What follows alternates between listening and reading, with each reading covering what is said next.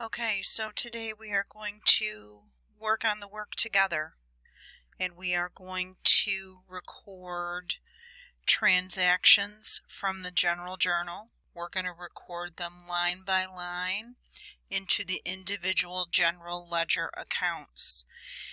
This is the way we are going to do it every single time.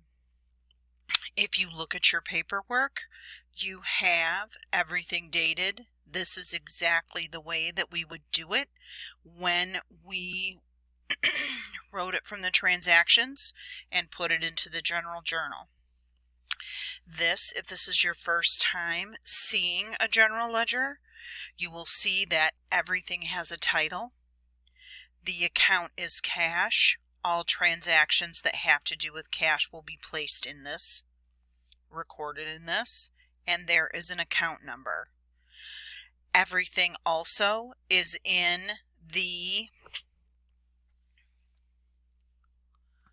organized as it is listed in the chart of accounts. As you can see, it goes cash, accounts receivable, supplies, prepaid insurance. Then you go to your liabilities, accounts payable, then your equity accounts, capital, drawing, then your revenue account, sales, and then it starts with expenses. Rent expense must be the only one we have. All right, so what we're going to do is you have your working papers, and now we're going to go through and go through the directions. So we are going to do the work together 4-2. You are going to post to a general ledger. A completed journal here with all of these transactions are given to you in the working papers, and now I'm going to guide you through the following example. Omar B. owns a service business that uses the following accounts. Here is the order that the accounts are written in and their corresponding account numbers. You are going to post all of the entries that are in the general journal. You're going to post them into the ledger. I'm going to show you how to keep track of the balance as we go, and then we are going to look at this last line here, which means that we are going to prove cash. The balance of the cash account after we get done posting everything will be this amount. So let's see if we can make that happen. So the first thing you do is you look at April 1st. Again, we are going to go through this line by line. The first thing you do is you see that we have something that had to do with cash. On April 1st, it was a debit for $2,500. You find your cash account.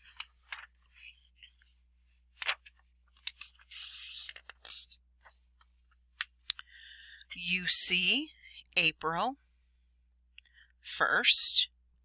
If you remember from lecture, nothing gets written in item number. The post reference number is General Journal page 1. That is where you got the information. This is where you record the individual amounts off of the general journal. This balance section is where you determine the balance on the account.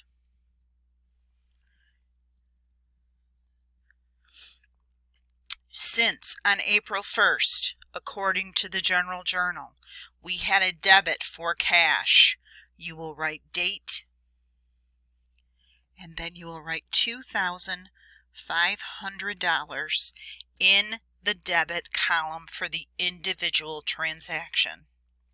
Now you have to say or calculate the balance and make sure that you write it in the right column. If the larger number is a debit, then the balance on the account remains a debit.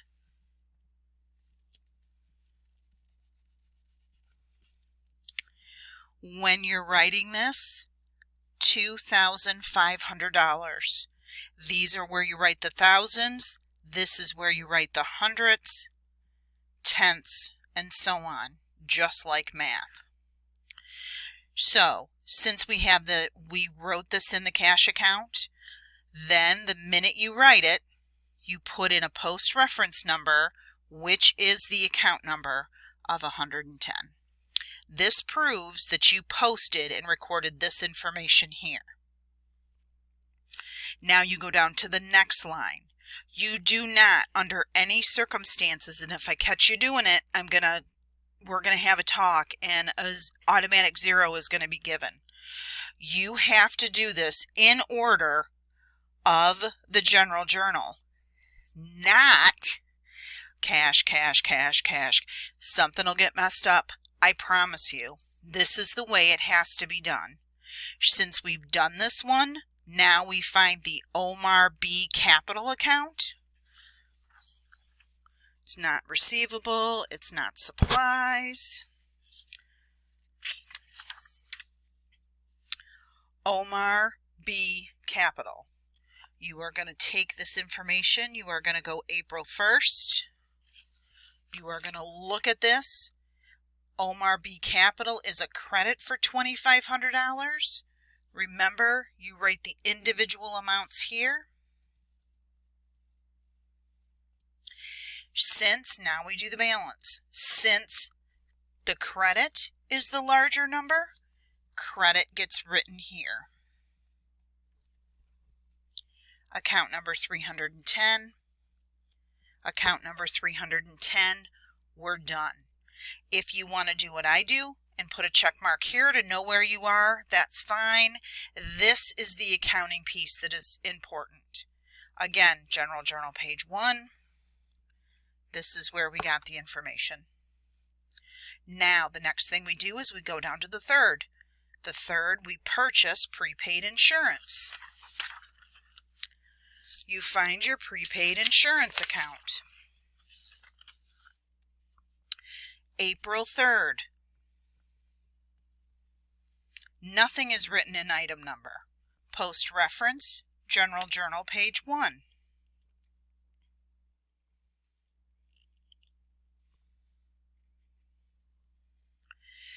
It is a debit for $330.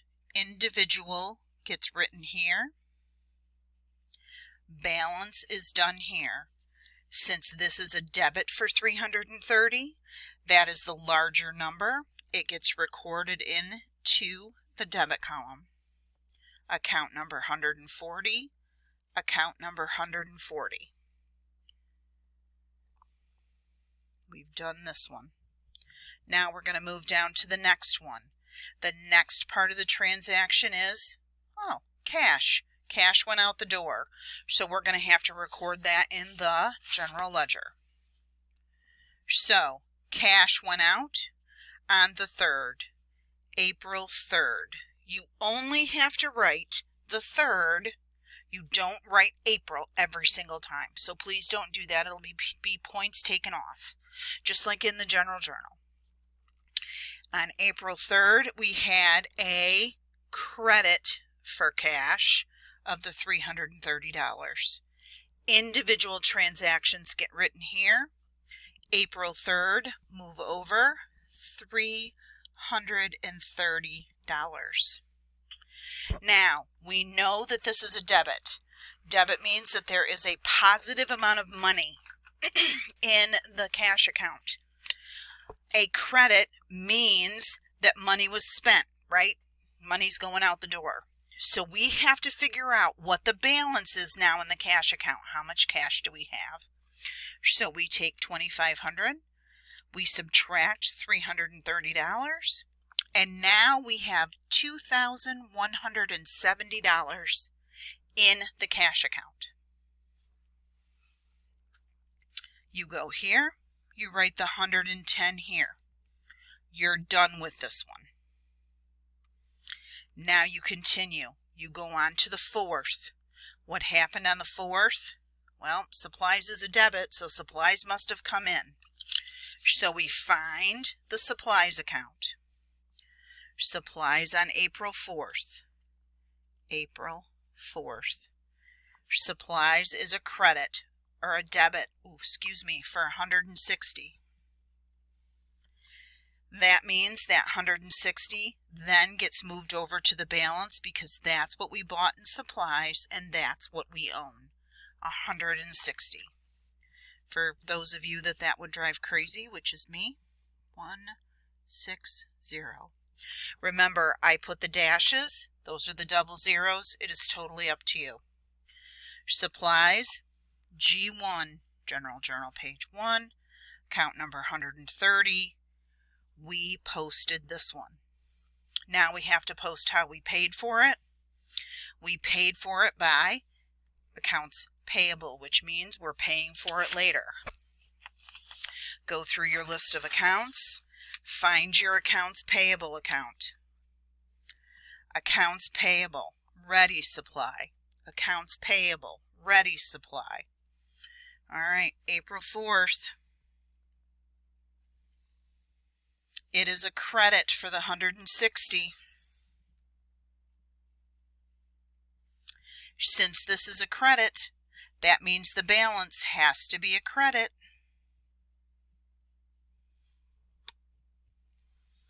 General Journal, page 1.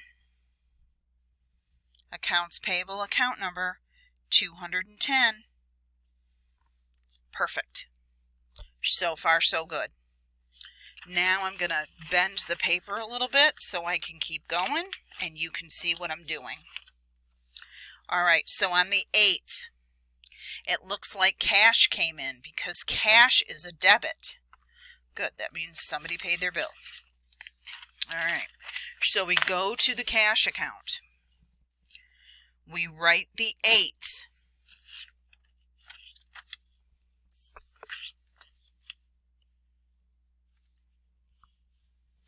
It looks like we received in a debit of $325.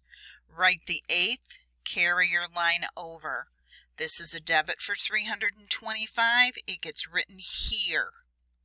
Since this balance is a debit and this is a debit, then that means you have to add them together.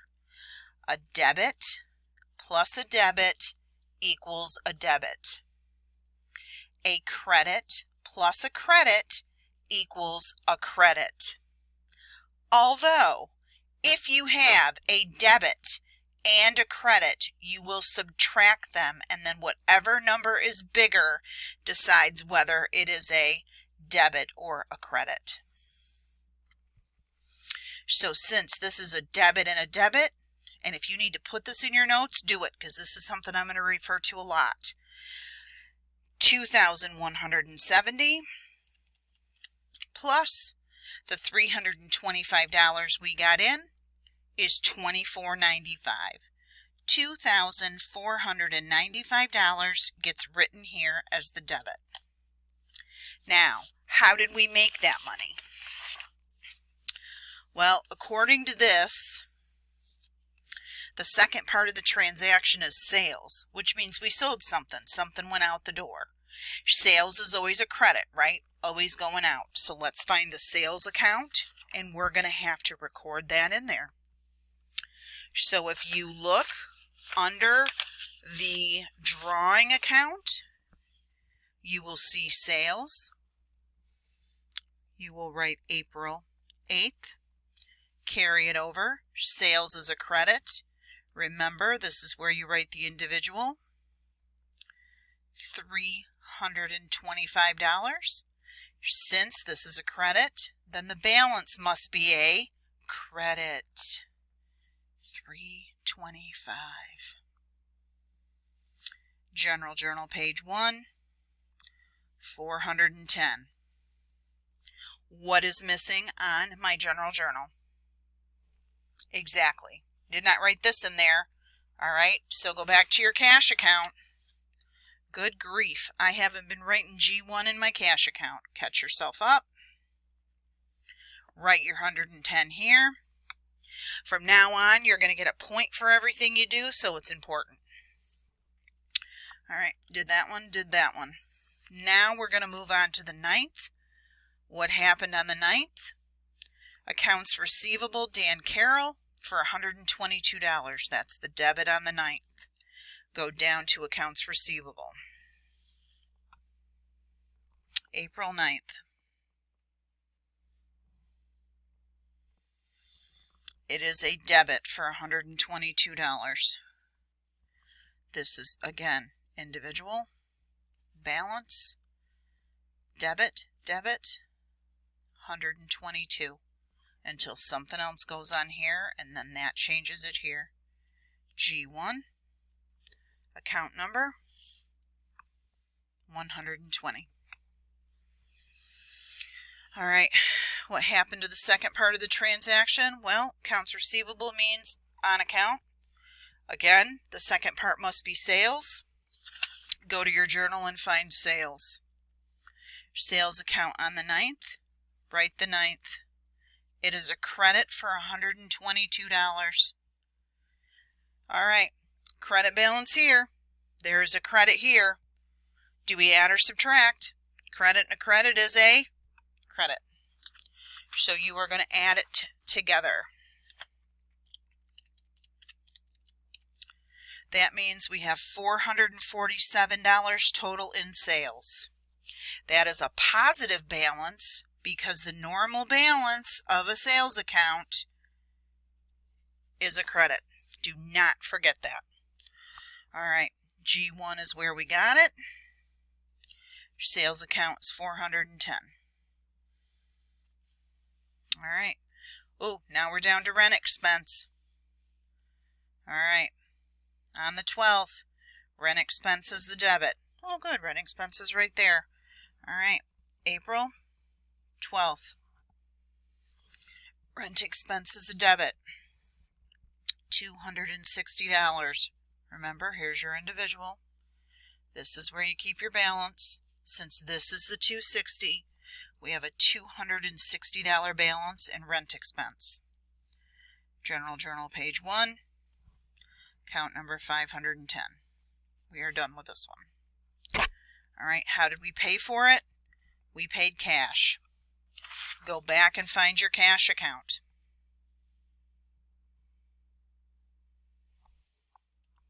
The next transaction we have is on the 12th. Cash went out the door. Follow the line all the way over. It is a $260 credit. Credit means the cash went out. Since this is a debit balance and this is a credit transaction, we would subtract to see how much cash we have. This is the cash in the bank. This is what we spent because a credit is out. Let's find out. Now we have $2,235 in the bank. Make sure you write it this way. Cash 110. Need our G1. And that is done. Now we move on to the next one. It looks like on the 15th, we're going to debit accounts payable. So if you look at this and say, why are we going to debit accounts payable? Well, if you look at the total transaction, you're going to see that we are paying accounts payable and then cash, we're paying it with cash, which means we pay it on the on account. Accounts payable, remember, is the on account where we charged. We owe the money. So now on the 15th for accounts payable, we are going to debit the amount of $80. So you're going to follow the line over, debit it for $80. The balance on the account is $160. Credit. The debit is $80. Credit and a debit you subtract. That means there's $80 left. Since the credit is the bigger number, the balance in the account is still $80. We still owe this because the normal balance of accounts payable is a credit.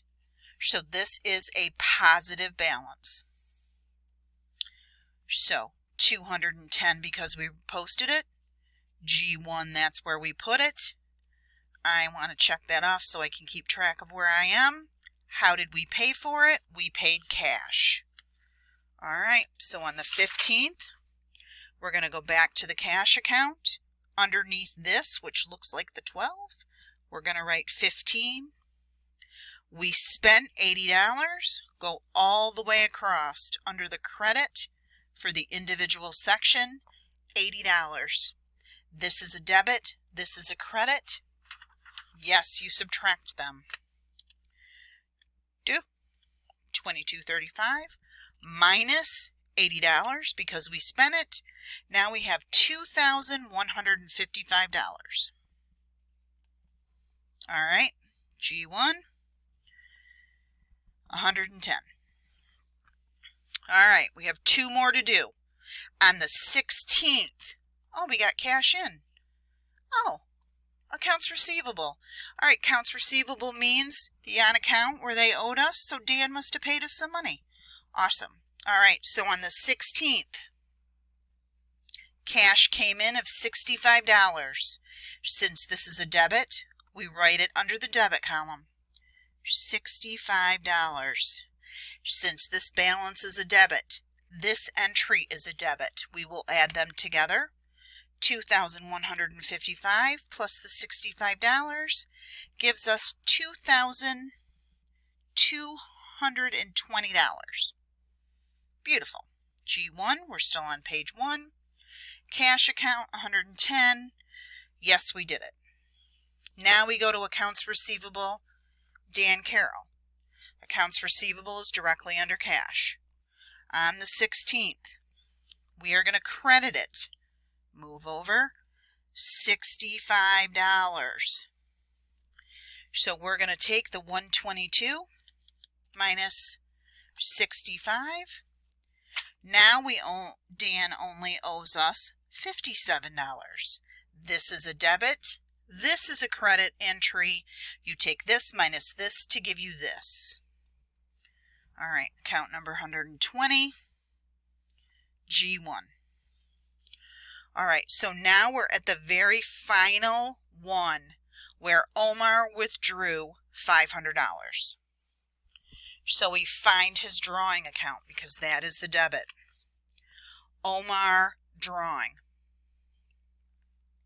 He took out $500 on the 25th, April 25th, debit of $500. Again, remember, individual, balance. If this is $500, you move it over. There's $500 now recorded in the account. G1, 320.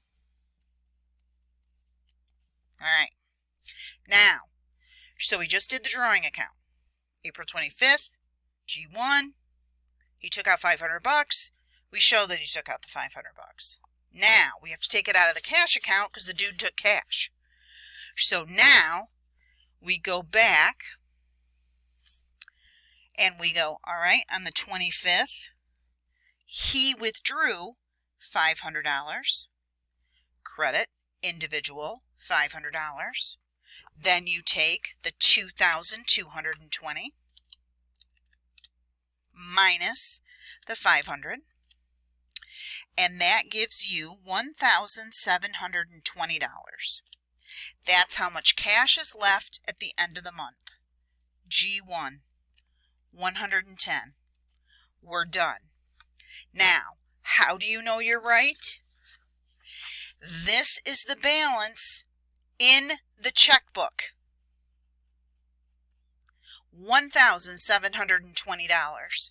When we first started this, it told us to prove cash, which means when you prove cash, it must match what's in the bank to the cash account in the general ledger. Does our cash account in the general ledger match what the book says we should have? Yes. Perfect. You did it. Watch this as many times as you need to. This is not going away. See me with any questions. Bye.